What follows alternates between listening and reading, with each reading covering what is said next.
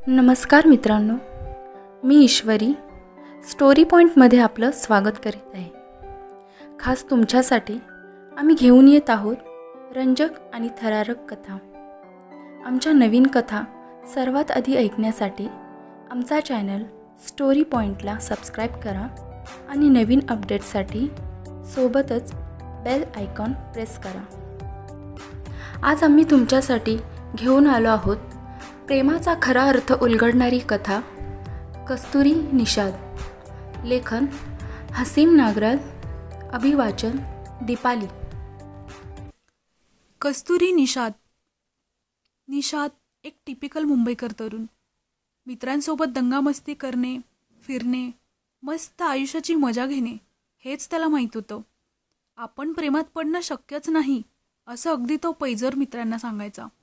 एवढं असूनही खूप हुशार होता तो. पूर्ण डबघाईला आलेला बाबांचा व्यवसाय त्याने स्वतःच्या हिमतीने आणि हुशारीने पूर्ण भरात आणला होता. एखाद्या मुलीच्या आयुष्यात येण्याने पूर्ण आयुष्य बदलतं यावर तर त्याचा अजिबात विश्वास नव्हता. अशात एक दिवस त्याच्या आयुष्यात एक मुलगी आली, कस्तुरी. खूप सुंदर, बोलकी, खेळकर, निरागस डोळे. निषाद तर पाहता क्षणी तिच्या प्रेमात पडला. आयुष्यात पहिल्यांदा कस्तुरीलाही तो खूप आवडला. असेच प्रेमातले काही सुखाचे दिवस गेले आणि मग त्यांनी ठरवलं की आता आपण लग्न करूया. पण दोन्ही घरातनं विरोध हा होताच. मग शेवटी पर्याय नाही म्हणून त्यांनी कोर्ट मॅरेज केलं. जवळच्या मित्रांनी त्यांना साथ दिली. पण निषादचे वडील खूप भडकले आणि निषादाने कस्तुरीला घरात घेण्यास नकार दिला. दोघांना खूप वाईट वाटलं. अशा अवस्थेत त्यांनी भाड्याने खोली घेतली आणि संसाराला सुरुवात केली. एकमेकांना दिलासा देत दोघेही आपल्या सुखी संसारात रमू लागले. निषाद दुःखी वाटला की कस्तुरी त्याला हसवायची आणि कधी घरच्यांच्या आठवणीने कस्तुरी उदास असली की निषाद तिला आधार द्यायचा. असंच पडत आणि मग स्वतः उठत, स्वतः रडत आणि मग स्वतःच्या रडण्याला हसत निषाद ऑफिसला निघाला की हमखास कस्तुरी त्याला खिडकीतनं हात करायची. आता त्यांच्या लग्नाला 2 वर्ष झाली होती. या काळात कस्तुरीच्या घरच्यांनी स्वतःची नाराजी दूर केली आणि त्या दोघांचा स्वीकार केला. ते दोघेही खूप सुखी होते आपल्या जगात. पण अचानक एक दिवस कुणाची तरी त्यांना नजर लागली. कुणाला तरी त्यांचं सुख पाहवत नव्हतं. एके रात्री दोघे गाढ झोपेत असताना अचानक कस्तुरीला जाग आली. कस्तुरी खूप घाबरट होती म्हणून कायम घरातली लाईट चालू ठेवून झोपायची. पण तिने पाहिलं तर सगळीकडे अंधार होता. खूप घाबरली ती. तिने निषादला नाही उठवलं, नाहीतर पुन्हा सकाळी घाबरट म्हणून चिडवेल. ती बेडवरनं उठली. अंधारात काही स्पष्ट दिसत नव्हतं. तिने मोबाईलमधल्या घड्याळात पाहिलं तर 3 वाजले होते. कशीबशी चाचपडत तिने लाईटचा स्विच ऑन केला. पण स्विच तर ऑनच होता. कदाचित लाईट गेली असावी म्हणून तिने खिडकीबाहेर डोकावलं. तर क्षणभर तिचे श्वासच थांबले. बाहेर कोणीतरी होतं. 3 स्त्रिया होत्या. एक वयस्कर, एक मध्यम वयाची आणि एक तरुण मुलगी होती. त्या तिघी एकटक कस्तुरीकडे पाहत होत्या. त्या तिघींचा अवतार खूपच वेगळा होता. त्यापैकी दोघी साडीवर होत्या आणि एक तरुण मुलगी होती, ती ड्रेसवर होती. त्यांचे चेहरे एकदम पांढरट होते. त्यांना पाहून कस्तुरी खूपच घाबरली. जवळजवळ किंचाळलीच. निषाद! निषाद इकडे खडबडून जागा झाला आणि तिच्याजवळ जाऊन विचारलं, काय झालं कस्तुरी? कस्तुरी बाहेर बोट दाखवत बोलली, ते बघा, त्या बायका कशा बघत आहेत. निषादने समोर पाहिलं तर कोणीच नव्हतं. तो बोलला, कुठे ग? कस्तुरी वैतागून बोलली, अरे ते बघ ना समोर. निषादला काहीच कळेना. त्याने कशीबशी तिची समजूत काढली आणि तिला झोपवलं. दुसऱ्या दिवशी नेहमीप्रमाणे निषाद ऑफिसला गेला. पण त्या दिवशी कस्तुरीला रक्ताची उलटी झाली. ती निषादला काही न सांगता डॉक्टरांकडे गेली. डॉक्टरने तिला काही टेस्ट करायला सांगितल्या. रिपोर्ट दुसऱ्या दिवशी मिळणार होता म्हणून ती घरी आली. निषाद उगीचंच टेन्शन घेईल म्हणून तिने त्याला काही सांगितलं नाही. त्या रात्री कसल्याशा आवाजाने कस्तुरीला जाग आली. लाईट गेलेलीच होती. पूर्ण अंधार होता खोलीमध्ये. घड्याळ पाहिलं तर 3 वाजलेले होते. अगदी कालसारखंच होतं सर्व. पण का कुणास ठाऊक तिचे पाय आपोआप खिडकीकडे वळले. तिने हळूच खिडकी उघडली आणि बाहेर पाहिलं तर तिच्या पायाखालची जमीनच सरकली. कारण कालच्याच त्या 3 जणी स्त्रिया आज फक्त काही अंतरावरच उभ्या होत्या. त्यांची ती भयानक एकटक नजर आणि अचानक त्यांच्यातील ते वयस्कर स्त्रीने मूठ आवळली आणि तिच्या मुठीमध्ये काहीतरी होतं. तिने ते पूर्ण आवळलं आणि एकदम कस्तुरीच्या अंगावर फेकलं. कस्तुरी या अचानक घडलेल्या घटनेने खूप घाबरली आणि किंचाळत निषादला उठवू लागली. निषाद, निषाद, निषाद. निषाद उठला आणि बाहेर येऊन पाहिलं, पण त्याला कोणीच नाही दिसलं. कस्तुरी खूप घाबरली होती आणि सारखी बडबडत होती, त्या बाईने माझ्या अंगावर काहीतरी फेकलं, त्या बाईने माझ्या अंगावर काहीतरी फेकलं. निषाद तिला समजवू लागला, अगं कोणी नाही तिथे, भास तर झाला असेल तुला. पण कस्तुरीला माहीत होतं तो भास नाही आहे. दुसऱ्या दिवशी सकाळी निषादची खूप महत्त्वाची मीटिंग होती. त्याला ऑफिसला जाणं गरजेचं होतं, कारण त्याला माहीत होतं की आज त्याचं प्रमोशन होणार आहे. पण याबद्दल कस्तुरीला त्याने काहीच सांगितलं नव्हतं. सरप्राईज देणार होता तो तिला. तो ऑफिसला निघाला. नेहमीप्रमाणे कस्तुरीने खिडकीतून त्याला बाय केलं. निषाद गेल्यानंतर ती लगेचच डॉक्टरांकडे गेली, कारण आज तिचे रिपोर्ट्स तिला मिळणार होते. ती डॉक्टरकडे गेली. डॉक्टरांनी पूर्ण रिपोर्ट्स वाचल्या होता आणि सोबत कोणी आहे का असं विचारलं तर कस्तुरीच्या मनात शंकेची पाल चुकचुकली. ती बोलली, कोणी नाही, माझे हस्बंड तर ऑफिसमध्ये गेलेत. मला सांगा ना काय झालं. डॉक्टर बोलले, तुमचे पती जर तुमच्यासोबत असते तर बरं झालं असतं. पण कस्तुरी काहीच ऐकायला तयार नव्हती. तिने हट्टच केला की रिपोर्टमध्ये काय आहे ते सांगा म्हणून. डॉक्टरांनी मग पूर्ण रिपोर्ट काय आहे ते तिला समजावून सांगितलं. डॉक्टरचं म्हणणं पूर्ण ऐकून घेतलं आणि रिपोर्ट घेऊन कस्तुरी घरी निघाली. पण तिचे पाय खूपच जड झाले होते, डोळ्यात पाणी होतं आणि डॉक्टरचे शब्द कानात घुमत होते. इतक्यात तिचा फोन वाजला. निषादचा फोन होता. तिला खूप रडू येत होतं, पण तिने स्वतःला आवरलं आणि फोन उचलला. तिकडून निषाद खूप आनंदात बोलत होता, कस्तुरी, अगं माझं प्रमोशन झालं. कस्तुरी हसली आणि बोलली, अभिनंदन. निषादने तिच्या आवाजावरनं लगेच ओळखलं, काहीतरी प्रॉब्लेम झालाय. तो बोलला, काय झालं कस्तुरी, रडतेस का? कस्तुरी डोळे पुसत बोलली, अरे मी कुठे रडतीये, तुझं आपलं काहीतरीच. निषादला ते पटलं नाही. तो बोलला, तुला माझी शपथ कस्तुरी, सांग काय झालं. यावेळी मात्र तिला हुंदका नाही आवरला आणि रडत रडत बोलली, निषाद, मी मरणार आहे रे, फक्त 3 महिने आहेत माझ्याकडे. निषादच्या पायाखालची जमीनच सरकली. डोळ्यासमोर पूर्ण अंधार झाला. पायातील त्राण पूर्ण निघून गेला. तो मटकन जागेवर बसला. त्याला काय बोलावं तेच सुचत नव्हतं. कस्तुरी अजूनही रडतच होती. मग तिनेच फोन कट केला आणि कस्तुरी घरी निघून आली. खूप रडली, कारण तिने ठरवलं होतं की निषादसमोर रडायचं नाही. किती स्वप्न पाहिले होते तिने आणि निषादने. पण डॉक्टरांनी तिला ब्लड कॅन्सर आहे म्हणून सांगितलं, ते पण लास्ट स्टेज. तिचाही यावर विश्वास बसत नव्हता. 3 महिने दिले होते तिला आता देवाने जगण्यासाठी. इकडे निषाद पण एका बागेत जाऊन बसला आणि खूप रडला, कारण त्याने पण ठरवलं होतं की कस्तुरीसमोर रडायचं नाही आहे. नियतीने खूप क्रूर चेष्टा केली होती त्याची. आता कुठे संसार सुरू झाला होता. सुखाचे दिवस येणार असं दिसत होतं. पण का आपल्याच बाबतीत नियतीने अशी चेष्टा करावी, याचाच विचार तो करत होता. पण त्याला कस्तुरीचा चेहरा आठवला.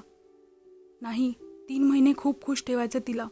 मी जर असा रडलो तर तिला कोण दिलासा देणार, असा विचार करून तो उठला आणि घरी गेला. कस्तुरीने नेहमीप्रमाणे हसतमुखाने त्याचं स्वागत केलं.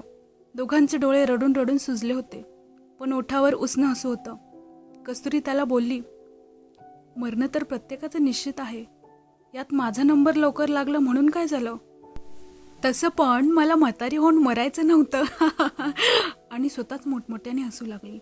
निषाद तिच्याकडे पाहू लागला. ओठ ताणून हसायचा प्रयत्न करू लागला, पण डोळ्यांनी साथ नाही दिली आणि त्यातून पाणी आलंच. कस्तुरी हसता हसता कधी रडू लागली तिलाही नाही कळालं आणि तिने निषादच्या मांडीवर डोकं ठेवलं. मला नाही रे मरायचं, मला जगायचं आहे रे तुझ्यासोबत, खूप जगायचं आहे. तुझ्यासोबत हसायचं आहे, तुझ्यासोबत रडायचं आहे. मला तुझी साथ द्यायची आहे रे, आयुष्यभर. दोघे एकमेकांना बिलगून खूप वेळ रडत होते. त्या दिवशी ते दोघे बाहेरच जेवले. रात्री ते झोपले असताना कस्तुरीला अचानक जाग आली. तिने घड्याळात पाहिलं, 3 वाजले होते. तिला मागचे 2 दिवस आठवले आणि तिच्या अंगावर शहारा आला. आज पण असतील का त्या बायका खिडकीत? तिने स्वतःशी विचार केला आणि कसलासा विचार करून ती उठली आणि खिडकी उघडण्यासाठी हात लावणार इतक्यात खिडकी आपोआप उघडली. तिने समोर पाहिलं तर त्या 3ही स्त्रिया खिडकीला एकदम चिकटून उभ्या होत्या आणि त्यांची ती नजर अजूनही कस्तुरीला एकटक पाहत होती. कस्तुरी निषादला हाक मारू लागली, निषाद, निषाद, निषाद. त्या स्त्रिया आज तिला हातवारे करून खुणवत होत्या. निषाद तिच्याजवळ गेला. कस्तुरी ओरडू लागली, त्या बघ बायका, त्या मला खुणावत आहेत, मला घेऊन झाल्या आहेत त्या. पण निषादला मात्र समोर अजून कुणीच दिसत नव्हते. शेवटी ती रात्र दोघांनीही तशीच जागून काढली. निषादला काहीच सुचत नव्हतं काय करावं ते. आतून पूर्णपणे तो मोडला होता. कस्तुरीचा आजार आणि तिला होणारे भास, सगळीकडून एकदमच संकट आली होती. त्यातूनही तो तिला खुश ठेवण्याचा प्रयत्न करू लागला. दिवसभर तो तिला खूप खुश ठेवण्याचा प्रयत्न करायचा. पण रात्रीचे 3 वाजले की कस्तुरीला हमखास जाग यायची. कधी रडायची, ओरडायची आणि म्हणायची, त्या बायका मला नाही सोडणार, त्या मला घेऊन जाणार निषाद, त्या मला नाही सोडणार. अशा कित्येक रात्री निषादने जागून काढल्या होत्या.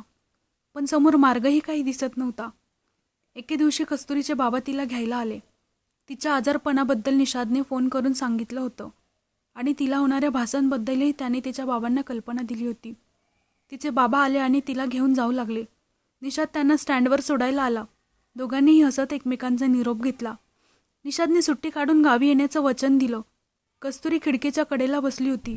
बस थोडी पुढे गेली असेल इतक्यात तिची नजर बाहेर गेली. त्या 3 स्त्रिया भर दिवसा काही अंतरावर हवेत उडत होत्या आणि बससोबत येत होत्या. कस्तुरी बसमध्येच किंचाळू लागली, बाबा, बाबा, त्या बघा बायका मागे मागे यायला लागल्यात. माझा पिच्छा का सोडत नाहीत आहेत त्या बाबा, बायका मला घेऊन जाणार, अशी काहीतरी बडबडू लागली. बाबांनी बाहेर पाहिलं तर त्यांना काहीच दिसलं नाही. बाबा तिला शांत करू लागले, पण ती जास्तच बडबडू लागली आणि आता बाबांच्या मांडीवर डोकं ठेवून झोपली. गावी आल्यानंतरही कस्तुरीला त्या बायका रात्री 3च्या सुमारास दिसतच होत्या. पण त्या बायका कोण आहेत ते काहीच कळत नव्हतं. तिच्या आजारपणाने पण आता त्याचे रंग दाखवायला चालू केलं होतं. काही दिवसांनी निषाद सुट्टी टाकून तिच्याकडे आला आणि तिची अवस्था पाहून हादरलाच. फक्त 10 दिवसात खूप वाईट अवस्था झाली होती तिची. फक्त बेडवर झोपून असायची. गोरीपान दिसणारी कस्तुरी, पण आता तिच्या चेहऱ्यावर तेजच नाहीसं झालं होतं. डोळे खोल आत गेले होते. हातपायाची त्वचा पूर्ण हाडाला चिकटली होती. जणू काही फक्त हाडाचा सापळाच शिल्लक होता. निषादच्या डोळ्यात अश्रू उभे राहिले. त्याला तिची ती अवस्था पाहवत नव्हती. तो दिवसभर बसून तिच्याशी गप्पा मारायचा, तिला हसवायचा आणि तिला सतत हसवायचा प्रयत्न करायचा. एक दिवस कस्तुरी निषादला बोलली, माझी शेवटची इच्छा पूर्ण करशील? तिचा शेवटची इच्छा हा शब्द त्याच्या काळजाला चिरून गेला. तो क्षणभर घुटमळला. आलेला आवंडा गिळून बोलला, बोल ना गं. कस्तुरीने पूर्ण जोर लावून त्याच्या हातावर हात ठेवला आणि बोलली, मला वचन दे, माझ्यानंतर तू खूप दुःख करत बसणार नाहीस आणि मी तुझ्यासाठी 2-3 मुली पाहिल्यात, त्यातली जी आवडेल तिच्याबरोबर लग्न करशील? निषादला स्वतःवर नियंत्रण ठेवता नाही आलं आणि तो खूप रडला. कस्तुरीशिवाय आयुष्याची कल्पनाही त्याला करवत नव्हती. त्याच दिवशी त्याची सुट्टीही संपली होती. ऑफिसमध्ये जाऊन सुट्टी वाढवून घेऊन परत येण्यासाठी तो मुंबईला गेला. जाताना कस्तुरीचा निरोप घेतला आणि निघाला. पण ती भेट ही दोघांची शेवटची भेट ठरली. कारण त्याच रात्री 3 वाजता कस्तुरीने जीव सोडला. 3 महिन्यांचा डाव 2 महिन्यावरच संपला होता. निषाद आहे तसा परत आला. अंत्यविधी झाला. रडून रडून त्याच्या डोळ्यांचं पाणी आटलं होतं. सर्व आवश्यक विधी पार पाडून तो मुंबईमध्ये आला. ते घर आता त्याला खायला उठत होतं.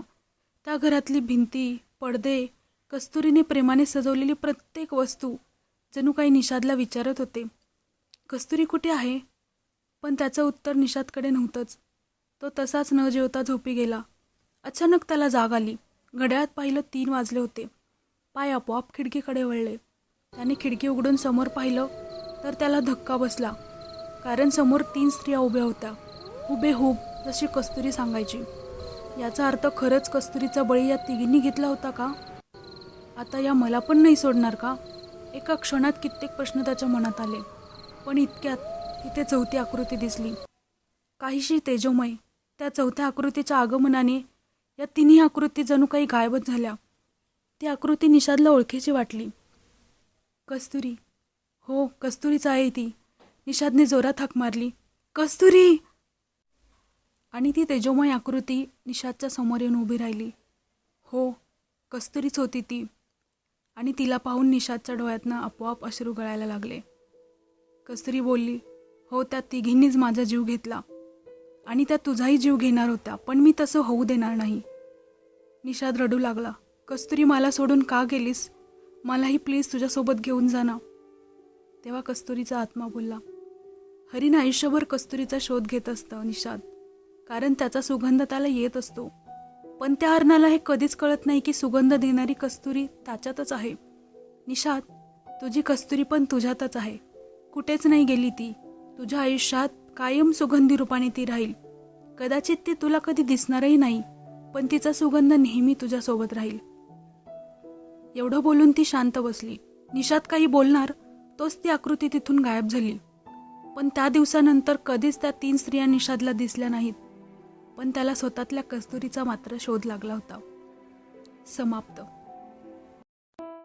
मित्रांनो, आजची ही कथा तुम्हाला कशी वाटली ते आम्हाला कमेंट बॉक्समध्ये नक्की कळवा. आमच्या स्टोरी पॉईंट चॅनलला सबस्क्राईब करायला विसरू नका आणि अशाच नवनवीन कथांच्या अपडेटसाठी बेल आयकॉन जरूर प्रेस करा.